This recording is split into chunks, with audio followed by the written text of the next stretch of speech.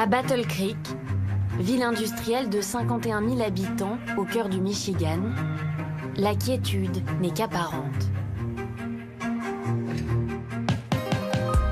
Comme pour toutes les élections américaines, il y a les foyers qui défendent le candidat démocrate et ceux qui soutiennent le républicain. Mais cette fois, pour défendre leur camp, certains sont prêts à prendre les armes. C'est le cas de Michelle Grégoire, une mère de 3 enfants de 29 ans. Elle nous montre l'une de ses 2 armes, un fusil d'assaut semi-automatique à qui elle a donné un petit nom. Je vous présente Gros Mike. Je veux être sûre que si quelqu'un essaye de rentrer chez moi, j'ai plus qu'un simple pistolet. J'ai quelque chose qui peut me défendre en cas d'intrusion. C'est donc pour la défense de ma maison, mais aussi pour une autre raison. C'est tout simplement fun de tirer avec. Michelle n'est pas seulement armée. Elle est aussi depuis 5 ans membre d'une milice, la Michigan Home Guard. Tu ferais mieux de t'éloigner de mon fusil. Une organisation totalement légale dans cet état du Midwest. Elle compte quelques 1000 adhérents. Voici notre dernier événement, le 17 septembre. Ce sont des citoyens ordinaires qui n'ont rien de spécial, des gens normaux comme moi qui travaillent du lundi au vendredi. Ils ne font rien d'exceptionnel ou de dangereux. Il existe une vingtaine de milices comme celle de Michelle dans le Michigan. Elles ont gagné du terrain depuis les émeutes qui secouent le pays en réaction aux violences policières. La jeune femme ne se sent plus en sécurité. Elle accuse les démocrates et leurs soutiens de vouloir faire plonger le pays dans le chaos.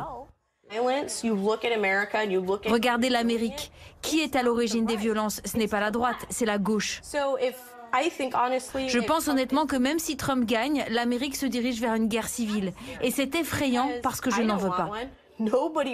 C'est la gauche qui pousse à cette folie, vous savez, en disant « Si nous ne gagnons pas, nous allons agir comme des enfants et brûler des villes. » Juste parce que nous avons décidé que ce serait ainsi.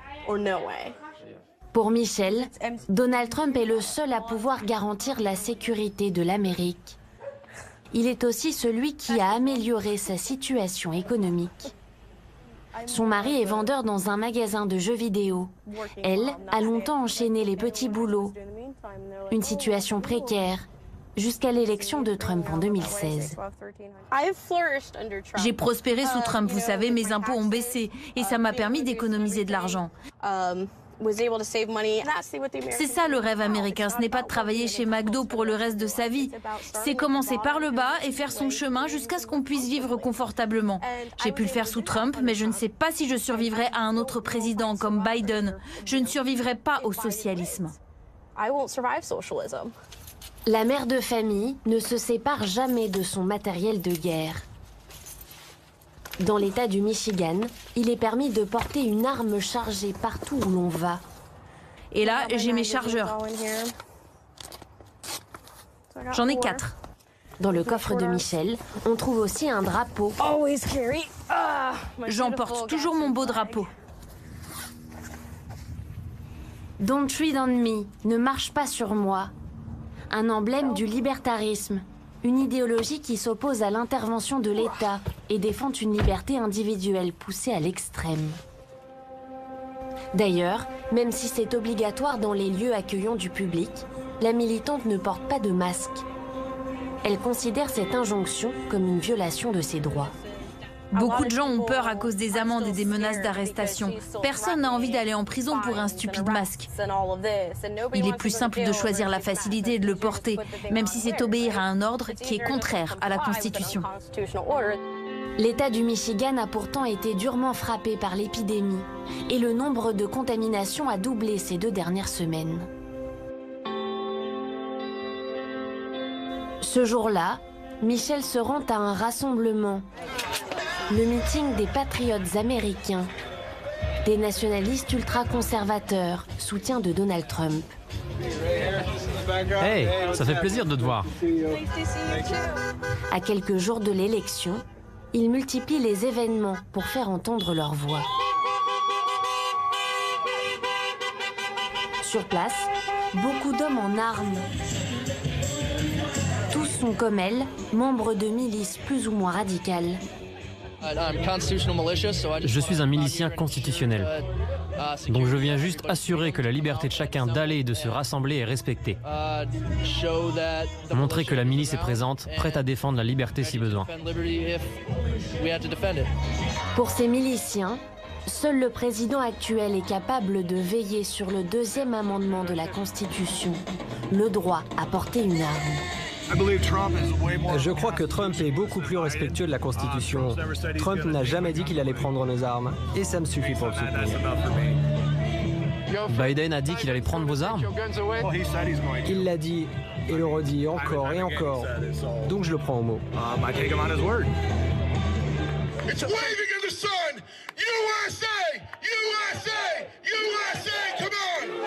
Le camp démocrate est ici perçu comme un danger pour les libertés individuelles.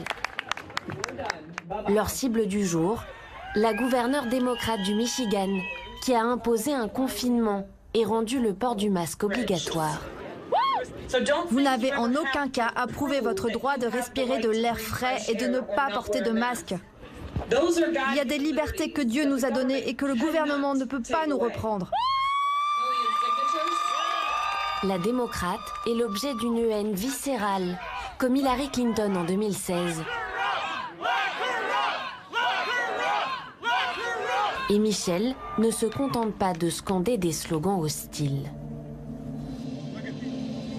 Elle n'a pas hésité à envahir le Parlement du Michigan avec d'autres miliciens.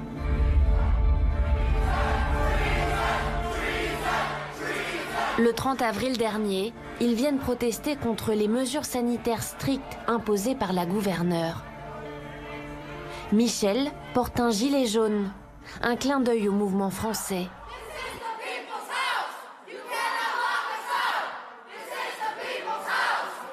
Certains sont lourdement armés, dans l'enceinte même du Capitole.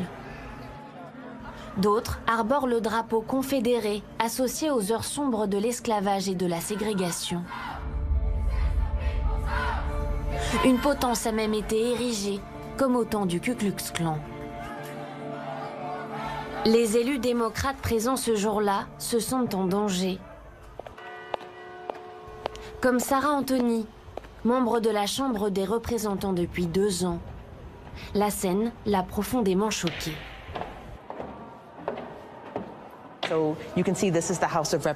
Voici la Chambre des représentants. Moi, je siège vers l'avant de la salle. Ce jour-là, il y avait tellement de gens qui criaient, qui hurlaient, qui voulaient nous faire peur, qu'on pouvait sentir le sol trembler. C'était vraiment stressant. Qu'avez-vous ressenti à ce moment? Quand j'ai vu les hommes et les femmes qui sont entrés dans ce bâtiment ce jour-là, je les ai pris très au sérieux. Je les ai pris très au sérieux quand ils ont dit qu'ils allaient pendre les politiciens qui n'avaient pas voté comme ils voulaient, quand ils ont montré des pancartes avec des symboles de haine, quand ils ont dit qu'ils allaient nous faire du mal. Je pense que nous devons prendre cet événement très au sérieux et l'appeler par son vrai nom, du terrorisme intérieur.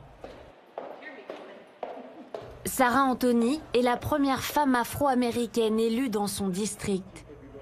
Elle se sent particulièrement visée par ces mouvements armés. Nous n'interdisons toujours pas les armes dans le Capitole. Donc à tout moment, des hommes armés peuvent entrer dans le bâtiment pour nous intimider. Et moi, vous savez, je me sens comme une personne de couleur, c'est-à-dire comme une cible potentielle. Pour se protéger, elle a même accepté une proposition venue de ses soutiens, une escorte armée, à l'instar des milices blanches. Ces photos d'hommes en armes sur les marches du Capitole ont fait le tour du pays. Derrière cette démonstration de force se cache une famille, la famille Lynn. Là, c'est mon neveu D'Angelo et moi. Et mon fils est juste là. Là, ces 2 personnes et moi avons plus de balles sur nous que sur toute la police du Capitole. Michael a 39 ans, il est pompier. Sa femme Erika et lui sont membres du mouvement Black Lives Matter à Lansing. Pour eux, poser armé devant le Capitole était avant tout un moyen de marquer les esprits, comme un avertissement. Lorsque des milices blanches sont entrées dans le Capitole, les gens disaient que les Noirs ne pourraient jamais faire la même chose sans se faire tuer. J'ai voulu prouver qu'ils avaient tort. C'est un symbole. Cela signifie que nous ne devons pas avoir peur de faire ce que les Blancs font. Le second amendement ne s'applique pas seulement aux membres des milices blanches ou aux Blancs qui vivent ici, ou encore aux chasseurs qui s'avèrent être blancs pour la plupart. Le deuxième amendement s'applique à tout le monde. Pour Michael et sa femme, un homme est à l'origine de ce climat explosif. Donald Trump est totalement responsable de tout ça, de toute cette haine qu'il y a en ce moment dans ce pays. Un point, c'est tout. Là, maintenant, nous sommes en guerre. Non pas parce que nous avons décidé de nous défendre, mais parce qu'il y a des nationalistes blancs qui essaient de nous tuer. Il y a eux, et puis il y a la police qui est aussi en train de nous tuer, nous les Noirs. Les fusils que le couple exhibe ne sont pas seulement une force de dissuasion. Pour se tenir prêt en cas d'attaque, Michael et sa femme s'entraînent régulièrement. Plusieurs fois par semaine, ils se rendent à ce stand de tir. C'est un Sig Sauer P320 compact 9 mm. C'est un très méchant garçon. Vous vous entraînez à quoi? Pour être prêt. Si on menace ma femme. Pour défendre ma communauté, c'est-à-dire mes proches.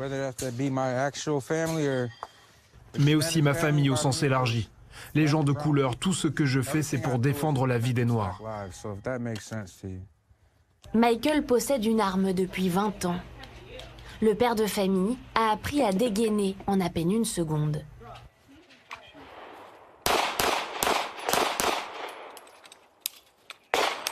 Et pour que la mise en condition soit la plus réaliste possible, il n'hésite pas à mettre en scène un ennemi. Dégaine. Il vient vers toi. Il veut te tuer. Recharge, recharge, vite, vite.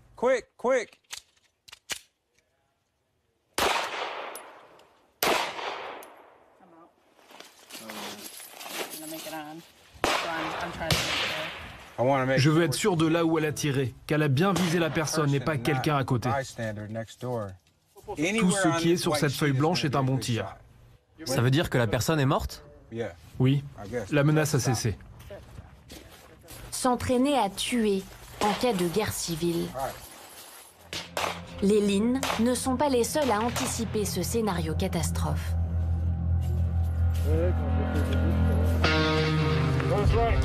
En mai dernier, une milice d'un nouveau genre a vu le jour en Géorgie. Vous connaissez les règles à suivre. On ne pointe pas son arme sur quelqu'un, sauf si quelqu'un le fait. Et si quelqu'un le fait... La No Fucking Around Coalition, que l'on pourrait traduire par la milice qui ne déconne pas. Voici son fondateur, surnommé Grandmaster Jay, un producteur de rap, vétéran de l'armée et ancien candidat indépendant à l'élection présidentielle de 2016. Contrairement au mouvement Black Lives Matter, cette organisation paramilitaire se dit prête à utiliser la violence pour parvenir à ses fins. Nous allons prouver au monde entier que nous pouvons être aussi organisés, aussi disciplinés, aussi armés et déterminés que n'importe quel militaire de n'importe quel gouvernement. Si notre coalition franchit un jour la ligne rouge, c'est que cette ligne aura déjà été franchie par les autres. Depuis plusieurs mois, la milice noire multiplie les démonstrations de force partout dans le pays, comme ici dans le Kentucky, en réaction à la mort d'une ambulancière afro-américaine tuée par la police en mars dernier. Une atmosphère de veillée d'armes qui va bien au-delà des mouvements militants.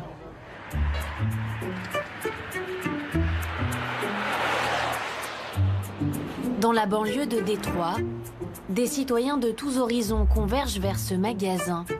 Action Impact, une armurerie. Le patron nous présente son produit le plus en vogue, le fusil d'assaut.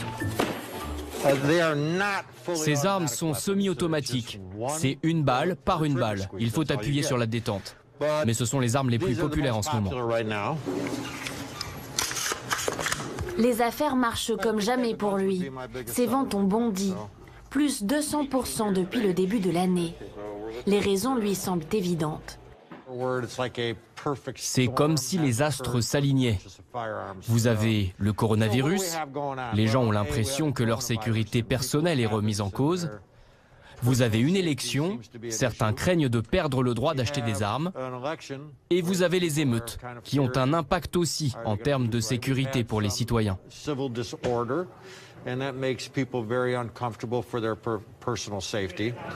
Ce jour-là, parmi les clients, un couple venu acheter une arme de poing pour madame, professeure à la retraite. Déborah montre au vendeur le pistolet qu'elle a repéré sur Internet. Un Taurus G2C? Là, on n'en a plus, mais nous en avons de la même taille. La demande est telle que certains modèles sont en rupture de stock. Le vendeur revient avec plusieurs propositions, à partir de 700 $. J'aime pas le prix, je veux pas dépenser autant. Vous savez, les prix des armes ont beaucoup augmenté ces derniers mois. Je comprends bien. Montrez-moi plutôt des calibres 22. Son mari, un retraité de la sidérurgie déjà armé, lui donne son avis, comme s'ils achetaient un nouvel aspirateur. Si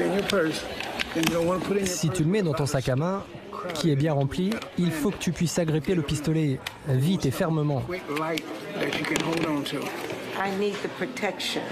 J'ai besoin de protection. Il semble qu'il n'y aura pas de transition pacifique du pouvoir dans ce pays, malheureusement.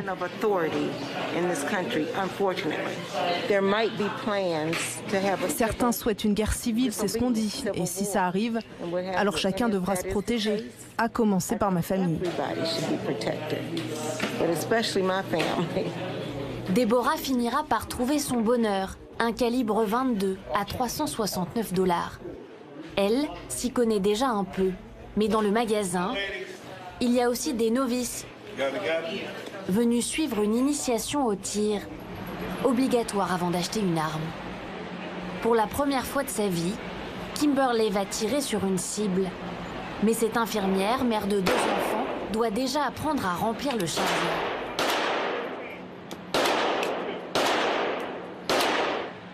L'instructeur essaie de la détendre. C'est payant pour chaque balle, vous savez. Kimberley s'apprête à voter Biden. Elle s'est inscrite ici car l'ambiance générale l'inquiète. L'Amérique est très instable en ce moment. C'est pour ma protection. Il y a déjà beaucoup de violence. Si le président Trump est réélu, ça va encore augmenter.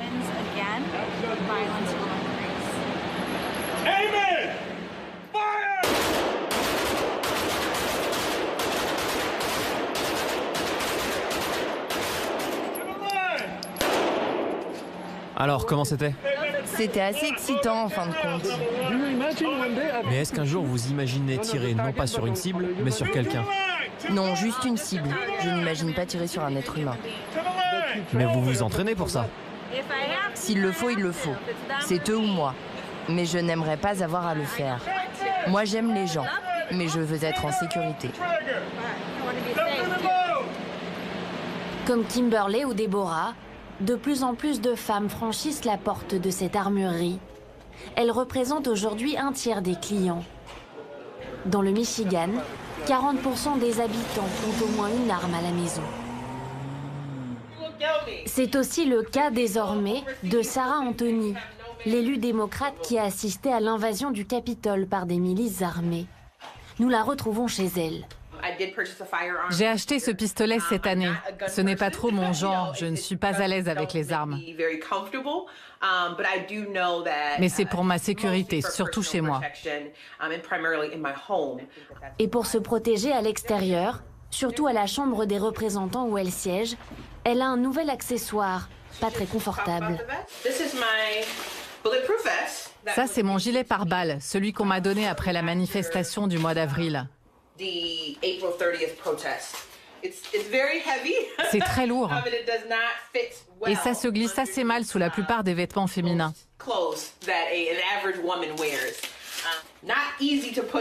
Vous voyez, c'est pas facile à enfiler.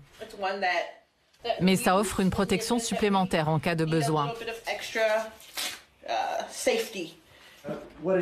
Selon vous, qu'est-ce que ça révèle de l'état de la démocratie américaine? Franchement, c'est du délire. Ça n'est pas sain pour le fonctionnement de la démocratie. Sarah Anthony n'est pas la seule politique à porter un gilet pare-balles. L'élu est pressé que cette campagne délétère se termine. Elle rejoint le local du Parti démocrate. C'est là que les militants se fournissent en tracts et pancartes à planter dans les jardins. Leur candidat, Joe Biden, est bien placé dans les sondages. Mais cette bénévole n'est pas rassurée. Trump et ses sbires vont faire tout ce qu'ils peuvent pour voler la victoire. Je ne pense pas qu'il va gagner, mais je pense qu'il va faire quelque chose pour... Ça me fait peur. Jamais une élection ne m'a autant effrayée. Il faut maintenir les efforts jusqu'au bout. Sarah Anthony continue avec du porte-à-porte. Elle n'a pas choisi ce quartier au hasard. C'est un secteur très pauvre et beaucoup de gens ont besoin d'être un peu poussés. C'est ce qu'on fait aujourd'hui. On encourage des sympathisants démocrates qui votent peu ou pas. Ici, beaucoup d'habitants n'ont pas voté depuis Obama en 2008. Bonjour, je suis Sarah, je fais campagne pour l'équipe Biden. Ok, merci. J'espère que vous pourrez voter d'ici mardi. Oui, oui. Et bien sûr pour Biden. Oui. Parfait, bonne journée. Même si les sondages nous disent que Biden est très bien placé, on fait comme s'il était bas. Parce qu'on ne croit pas aux sondages. On n'a aucune confiance en eux. On va se battre jusqu'au bout. En 2016, Donald Trump l'avait emporté dans le Michigan avec seulement 10 704 voix d'avance sur Hillary Clinton.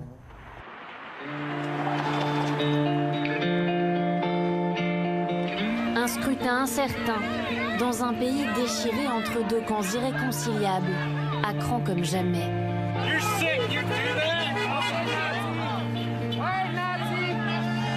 Le tonitruant Donald Trump va-t-il créer la surprise une nouvelle fois?